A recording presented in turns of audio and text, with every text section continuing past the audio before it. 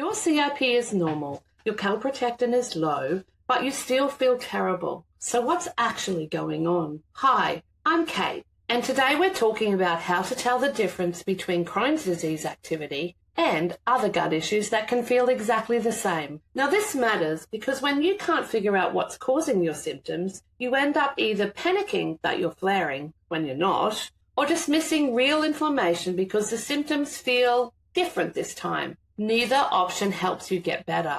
I've been on both sides of this confusion. As a natural therapist, I see clients who've been chasing their tail for months, treating the wrong thing because they couldn't sort out what was actually happening. And as a mum to a son with Crohn's, I've sat in the bathroom doorway at 2 a.m. trying to figure out if we needed to call the gastroenterologist or if this was something else we could handle at home. The hardest part, Crohn's symptoms and functional gut symptoms can look identical. Both cause pain, both cause diarrhea, both make you feel exhausted and scared. Your body doesn't send you a text message saying, this is your inflammation, or this is just a food sensitivity. You're left guessing, and that uncertainty is definitely exhausting. Now, I get it. So what I'm going to do is I'm going to give you the same framework that I use with my son and with my clients to help you sort this out. Here's what most people get wrong. They think it's an either-or situation. Either it's Crohn's or it's IBS. Either it's inflammation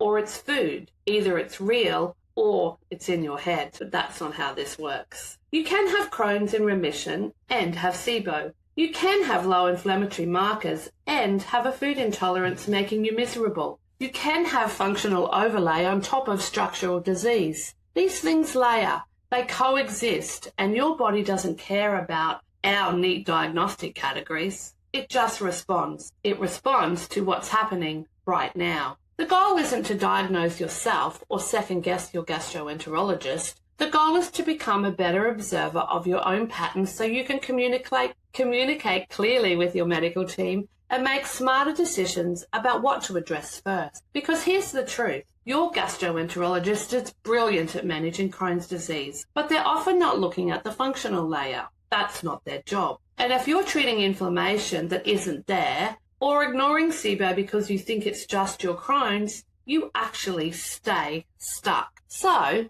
let me give you the 3-question framework I use. It's not about replacing medical testing. It's about understanding your body's signals so you know what questions to ask and what direction to investigate. So here's the question. Question 1. What do your inflammatory markers say? This is your foundation. Before you try to figure anything else, you need objective data. CRP and Calprotectin are your friends here. CRP measures systemic inflammation. Calprotectin measures gut-specific inflammation. If both are normal or low, you're likely not an active Crohn's flare, even if you feel awful. Now here's where people get confused. They think, I have Crohn's, so if I have symptoms, it must be Crohn, but not necessarily. Crohn's is the underlying disease, but not every symptom is actually disease activity. With my son, we learned this the hard way. He'd have terrible cramping and loose stools, and I'd panic thinking he was flaring. We'd test, and his Calprotectin would be low,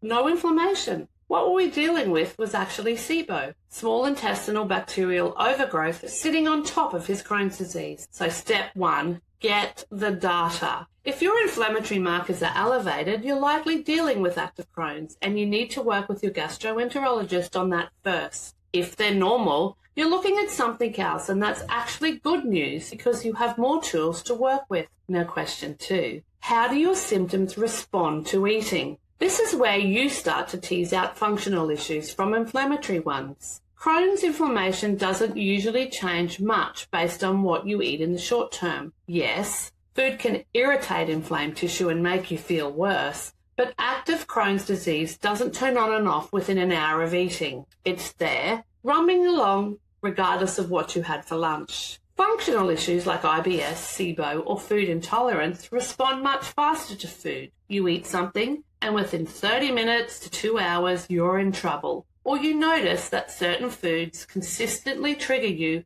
but others don't even, though they're all Crohn's friendly. Here's an example. I had a client who was convinced she was flaring every time she ate. Bloating, pain, diarrhea, the classic symptoms. But her calprotectin was fine. We started tracking her meals and we found a clear pattern. High FODMAP foods set her off every single time. Onions, garlic, apples, beans. Within an hour, she'd be double over. That's not Crohn's activity. That's SIBO, IBS. And once we address that with a low FODMAP phase and some targeted gut support, her symptoms dropped by about 70% without touching the Crohn's medication. If your symptoms are food responsive and your inflammatory markers are quiet, you're likely dealing with a functional overlay, not active disease. Now, question 3. Where is the pain and what does it feel like? This one's subtle, but it really matters. Crohn's pain tends to be localized. It shows up where your disease is. If you have terminal ileum Crohn's, your pain is usually lower right abdomen. If you have colonic involvement, it tracks along your colon. It's often a deep, achy, persistent pain. It doesn't move around much. Functional pain,